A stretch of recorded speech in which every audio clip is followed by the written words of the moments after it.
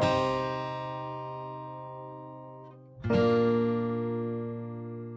guys, welcome to the ToughCess podcast. It's your girl Suma. This is a new segment brought to you by Suma Speaks.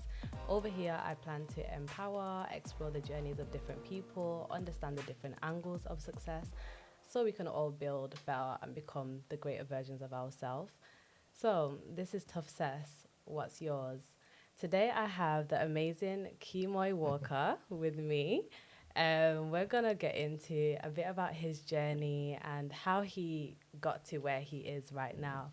So, Kemoy, say hi to the people. Hi, it's good to be here, and it's nice to be able to share. For me, it's always important, I think, to just let people know what each other's doing, and that's nice for me. Yeah, no, definitely. So guys that don't know Kemoy is an amazing person. He is a youth worker. He is a leader. He's an ambassador for the Manchester City Council. He's doing amazing things. He's a CEO for something called Kaiso. It's an organization called Kaiso, which we'll get into a little bit soon. And he's doing amazing things. And that's why I wanted him to come on here today, because Kemoy didn't just start off with all these amazing achievements, and you recently won the Nelson Mandela Award, so congratulations for that. And he's doing amazing things, and I wanted you to go into your story a bit more. So, Of course. who is Kemoy? So Kemoy was a young man who came from Jamaica in 2002. I was 11 when I came to the UK. I didn't know anything, didn't know, just the surroundings were different for me. Everything was different. Coming from Jamaica where, poverty, disadvantage, I learned a lot of that from Jamaica. So coming there made me realise how lucky I was. But it made me also realise that despite a lot of things that I didn't have in Jamaica, I was still thriving. I was still doing stuff. And I really enjoyed that. I wanted to be a leader. I seen so many things, and I went to church a lot, and baptized in the church quite young. So we always used to mess about under our cellar. Used to play church. Used to play school. Used to I loved being creative. I always had that kind of creative kind of bone within me. And then obviously my mum wasn't with me. She came here when I was quite young. Okay. So me coming to the UK was a reunion with mum. Oh, amazing. That I've not seen for a long time. She left when I was 2 and came to the UK. Right, okay. So I came here and it was like, wow, it's a breath of fresh air. I thought, wow, this is a lot to take in. I seen the houses. I thought, wow, red bricks. Yeah. I seen everything, our parks. I thought we don't have parks in Jamaica. So there was a lot of things that I seen that I thought, wow, this is amazing. And I just came to live in Moss Side. Yeah. From living in Moss Side, it opened up my eyes to a lot of things. I seen so many things. I mean, just coming from Jamaica and being there was a lot. But then coming to an area like Moss Side and then seeing another lot, it was like, I just didn't know what was going on. I was taking a lot of things in, processing things so quickly. Yeah. But I think for me, coming there, going to school made me realise how lucky I was. I didn't have a lot of the things that, I had when I was in Jamaica when I came here. So I was really grateful, went to secondary school. And I also wanted to get out of the house a lot as well, just to explore. And then that's when I came across the Powerhouse. Amazing. So I've been attending there since I was 11 as well. Wow. And it's been an incredible journey for me. That's just me giving you a little intro. Yeah, a little intro. Yeah, because there's so much more to it. And you mentioned the Powerhouse. So for those that don't know where the Powerhouse is, could you explain them? Yeah, so the Powerhouse is in Moss Side. The Powerhouse is a building that is there for the community and has been for as long as I remember. Even my stepdad and other people have said they used to come to the Powerhouse as well when they were quite young. Yeah. So the Powerhouse is a youth centre. We do various activities there. That's helped to give life chances. And I love what you said before about allowing people to be the best version of themselves. That's what the Powerhouse does and has always done. Definitely. It's allowed me to become the best version of myself since attending there since I was 11. So I've been at the Powerhouse from age 11 till this very day. Yeah. And that's how long that's been. And that's how the Powerhouse has helped me grow by nurturing me and giving me the life skills I needed. Yeah, that is amazing. So having that like foundation and like coming from Jamaica, knowing where you've come from has given you that motivation to like make a change. Mm. But have you always been like that? Like, would you say you was always motivated, or where did it switch for you? Where did the motivation come from, if not? That's a good question. I think a lot of people always they always come to a changing point where they change and, they've gone into something different. For me, I've always been, I've always been somebody who wanted to make a change. I just didn't know how to. Right. And I think by attending powerhouses allowed me to understand how to do something, because I was always looking at what roles can I do, what roles that I can have a power in to make a difference. And I always thought, right, youth work, teaching, could I do both? Could I just do one? And I've always thought about which one. And then it started off with youth work, realising that I could make a difference there. Yeah. And it worked, to be honest. Like I said, you've been a part of my journey as well. You've been to the powerhouse when we used to have loads of people on a Tuesday night. Yeah. The building, I don't think, they were great. That was the great thing. The young people were great, but to have that many young people in the building, I think that time we only had about 3 members of staff. Wow. So the journey's been amazing in terms of just being motivated and wanting to do the best for the young people and my surroundings and myself. Yeah, that's right, definitely. And I know, like, doing a job like this, you have to be very selfless and you have to give a lot of your time. How do you remain disciplined? Because literally there's so many young black men in Mossad that can either go one way or the other way, and you've decided to go the way to help people and give yourself into your community, pour yourself into the community. How do you remain disciplined? Decisions are easy to be made. I always say, if you've got a young person who has a pathway set out for them, we always use the analogy of, you can either go down that road or that road. I just say, listen, it's a choice at the end of the day. If I know I want to remain positive and disciplined, that's where I'm going to be. I can change anyone can change in a second. That's right. And do other things. But for me, I've already started a really good journey where I want to keep up on that journey. It wouldn't make sense kind of being this person who has been influential in Manchester for a long time to then being somebody who then again has changed and become such a negative or bad person. And I feel for me, I've done so much for a long time that I want to keep the momentum up. So I suppose I always think about that for me to remain disciplined. And organisation's a big one as well, because you've got to be organised in this role. Juggling education, juggling youth work alongside other things in the background has been a challenge, but you have to rise to the challenge to make everything successful. Yeah, that's right, definitely. So what inspired you to start Kaiso? So you was attending Powerhouse, you was doing so many amazing things, but what made you think, okay, I need my own thing, something I can call mine? That's a good question. Kaiso came on the back of so youth work was going to be something that the government was going to get rid of in 2012. Right, okay. So we were kind of running out of time in terms of when this was going to happen. So the decision was, right, do I not become a youth worker anymore and young people are just on the streets, or can I be creative and create my own organisation where I manage it and I can let it flow the way it does and get young people on board? And I thought, what do I want to do? And I thought, I definitely don't want to get rid of the youth work, because every time I kept seeing young people or kept seeing things, it made me more passionate about wanting to make a difference. Yeah. And I suppose that's where Kaiso kind of coming of, right, we've got these young people who are brilliant and talented, but haven't got enough opportunities. What can we do? And that's where Kaiso, the main aim was always to provide outstanding opportunities for all. Yeah. But inspiring, nurturing, developing all our young people. So young people who come to us with no confidence leave Kaiso with confidence. They don't want to leave. Yeah. So there's no point saying that they leave because they don't want to leave. Yeah. So young people who have stayed for many, many years.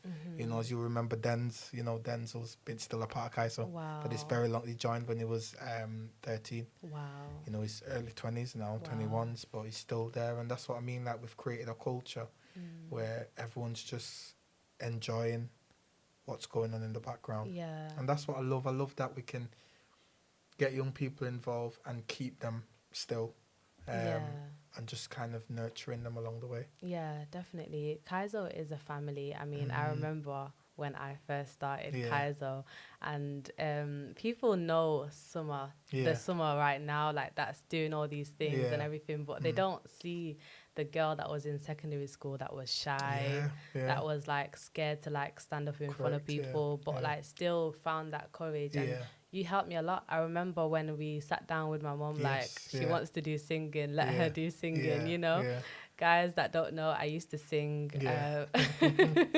and I used to sing at events and Yeah, everything. you did. Yeah. And Kemoy was like one of the people that really inspired me to just get out of my comfort Yeah. zone and be confident in myself and find myself. And like that's why it's so easy to bring you on here, because like you're someone that inspires me. So I know that if you inspire me, like you inspire so many different people. And Kemoy says a lot to me now, like I'm proud of you and Yeah, you inspire yeah, me as well, and yeah. etc. And it's like it all started from somewhere. So I Yeah. know where like how big Kaiso Yeah, is and how yeah. important Kaiso is, because Yeah. if it can affect me, it's affecting so many people in a Yeah. positive way, Yeah. you know. And so nothing much has changed. Like when you were there, it's still the same thing, same people, same kind of thing. I think obviously we go with the times of course, in terms yeah. of developing projects, programs, all kinds of different things. We've got many good links now with people that we didn't have before. So Yeah. we're continuously growing. But I love what you said, because like I said, you came very shy, and watching your journey now to this day, I could get emotional about that, because it's an amazing thing to watch somebody grow in confidence and grow in maturity and wanting to now make a difference. Yeah. And you're living proof that Kaiso as an organisation can do that to young people. Definitely, And that's what makes me definitely. proud. That's why, like, even like when you first came, I was feeling a bit emotional, because I was like, wow, I'm actually having a conversation with Kemoy. Yeah. And it started with me just being in the powerhouse, Yes, auditioning to be a part of correct, Kaiso. yeah, And yeah. I was shaking. I remember that Yeah, video. I was like, yeah. oh my gosh, I don't think I can do it. And you was just so encouraging.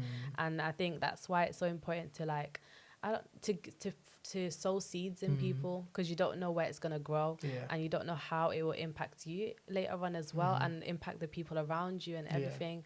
Yeah.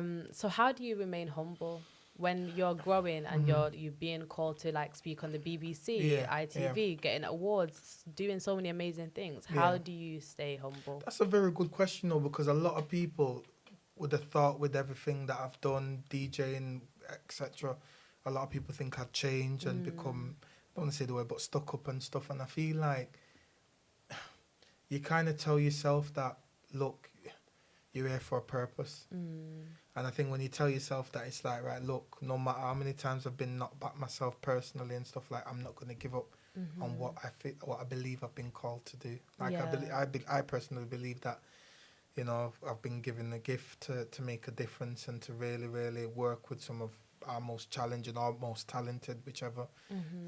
But I always kind of keep that in my mind at bay to kind of reassure me that that's what I need to do. Yeah. So it just makes me humble through that. And I suppose just kind of getting involved and seeing the young people kind of being grateful for the opportunities they get makes me really kind of know that what I'm doing is working. So I need to just remain humble for that. Yeah. It's like there's so many different answers to that question. Yeah. But for me, I think to remain humble is, you know, there's a lot around it. But for me, I just want to make sure that obviously that's what I keep doing. Yeah. There was a time where we had a conversation about our like about lockdown and how like you was doing so many different things, but you was unsure of how you felt. Like you hit a little bit of a rock bottom, a little bit, not rock bottom, but you was a bit low. You know, how did you navigate that time? Because when you do so many different things, it can kind of define you, but how do you find yourself in that? You know what I mean? That's a very good question. I think we spoke about this massively, didn't we, on Clubhouse? And one of the things for me was I was way out my comfort zone in terms of not being able to do the stuff that I used to do. So I'm used to just, again, weekends DJing, doing my thing. Lockdown didn't allow any of that to happen. So it just left me thinking a lot and let me kind of question a lot of things. And that to me is when I kind of went into that level of lowness where I'm like I don't know what's happening, but I'm just not feeling myself. And I'm out of my depth. I'm out of sync. I don't know what I'm doing. Don't know what's happening tomorrow, and I don't. I've got OCD, so it's if things don't work in a certain order, it affects someone who's got OCD. And if I'm used to waking up every morning early, going to work, doing this, doing admin shortly, and all the rest of it, lockdown, admin not doing anything. So I was kind of so out of sync and so out of like, I don't know what I'm doing. Yeah. And I suppose that's what I was kind of referring to when I said I felt low, because I just didn't know what's happening around me. And for me, I'm not used to that, you know. But I suppose I built myself back up, started getting involved in things again, and I feel like now everything is back how it should be. Yeah. But I think we do have the moments where we do have those lows, and it's looking at how we coped to then sharing the story with other people, because I think that's the problem in society, that things happen, people reach a low level, but they don't share or talk. Yeah. And I feel like if they're able to share and talk, they can advise other people on how to do it. So I was very open that meeting, just saying, obviously, you know, this is how I felt and stuff, open to getting advice from the guys that were in that room. Definitely. To be able to kind of let me know different strategies and stuff, and it did help. It really did. And I'm glad it did, and that's why I asked you the question, not to put you on the spot, but just so people see that you're not always put together, and there are times where you have your low moments where you feel like you don't know where you are, basically. So I know you're in a bit of a rush, and I feel like we should bring you back again to have another conversation. But how would you summarize Kemoy Walker, and what would you say your ToughCess is? Because this podcast is called ToughCess. We're exploring the journeys of like successful people. What would you say is your ToughCess? But first of all, starting with who is success. Yeah, okay. ToughCess is success, but the struggle behind success. So I've played on the words a little bit. Yeah. No worries. I think to describe Kemoy Walker would be, I love the word resilience.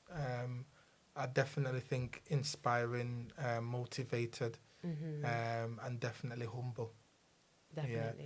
I think in my life I don't want people to think that I've never been through anything and life's always been sweet, because it hasn't. You know, I've struggled, and you know, there's been occasions, you know, college days when I didn't have bus fare. You know, there's loads of things that have happened in my life that, you know, that's allowed me to see struggles and know that it's real, and I know it can affect people. But I think for me, what I've done is I've realised the struggles, and I've kind of turned everything into a positive now, where I can be able to share the story with young people as well, and say, look, I went through this as well, so you know, you can all achieve and do great things as well.